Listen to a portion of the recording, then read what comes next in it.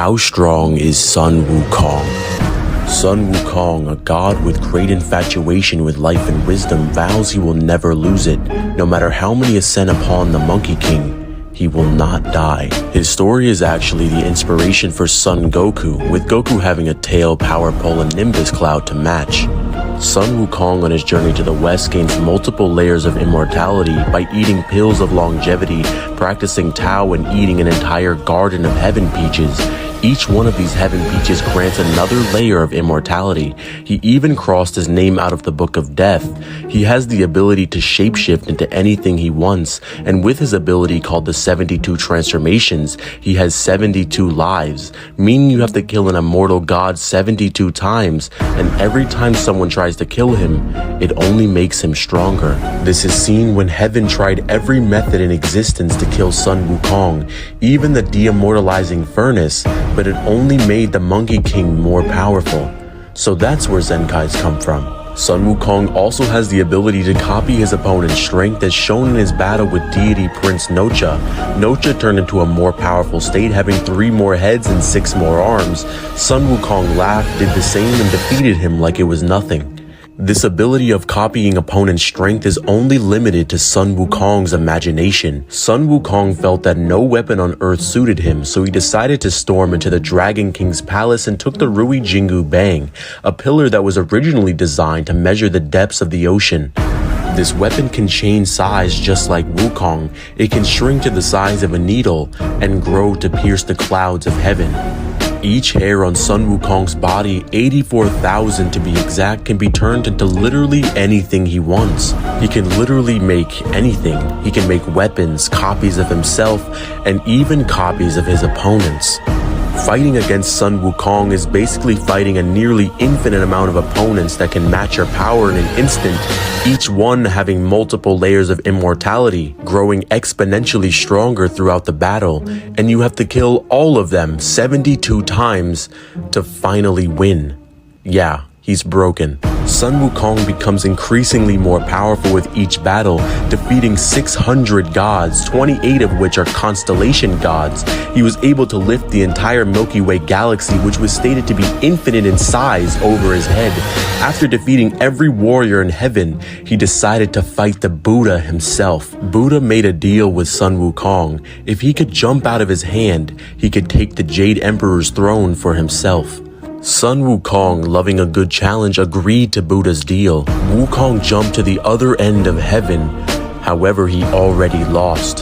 Sun Wukong never left the Buddha's hand. Buddha has achieved true nirvana, meaning he holds all of existence in his hand, and Sun Wukong was not able to jump beyond existence. Buddha sealed Wukong for 500 years and released him to continue his journey. During this, he grew stronger and stronger, defeating entities that could destroy all of existence with a whistle. He was able to hold up Mount Sumeru on one shoulder, which is described in Buddhism as a mountain that holds up the infinite cosmic sky. During his journey, Sun Wukong was able to reach perfection, reaching the remainder stage or incomplete stage of nirvana. This stage of nirvana is described as being beyond all concepts and limitations, and existing as a boundless entity beyond everything. This stage transcends the God realms and formless realms, with the formless realms being stated to have no direction and no physical form, putting them above dimensionality itself, making this realm outer-versal in nature. The God realms transcending the formless realms, with there being 28 realms in total, and nirvana is above this. Reaching this grants him strength 3 layers into outer-versal, but then he did it. At the end of the journey to the west, Sun Wukong was the most powerful he has ever been, solidifying him as the strongest god in the pantheon. He was brought before the Buddha himself and transcended to the complete stage of nirvana, becoming the sage over heaven, the fighting Buddha, Buddha Wukong. Wukong reaching this final stage puts him above everything in existence, making him more powerful than bodhisattvas, beings that have achieved this incomplete stage of nirvana, and they state that Buddhas are incomprehensible to them. with bodhisattvas being part of the transcendent. The transcendent is being above all worlds, never returning to anything lower, meaning an infinite hierarchy of outerversal beings, with Buddha Wukong looking down at all of this.